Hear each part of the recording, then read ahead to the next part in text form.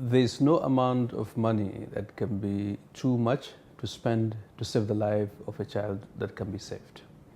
So the new vaccines that Nigeria has introduced, the pentavalent vaccine as well as the pneumococcal conjugate vaccine that will be introduced in 2014, thankfully have been subsidized to a significant degree through the help of GAVI.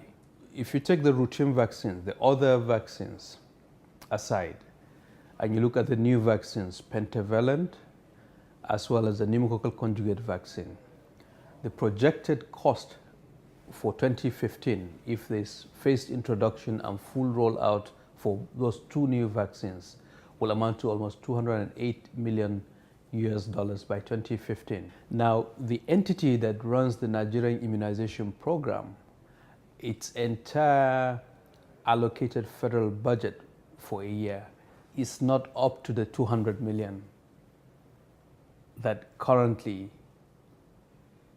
it is getting through GAVI's support for the new vaccine. To give a sense of proportion and what it means if there were no GAVI support.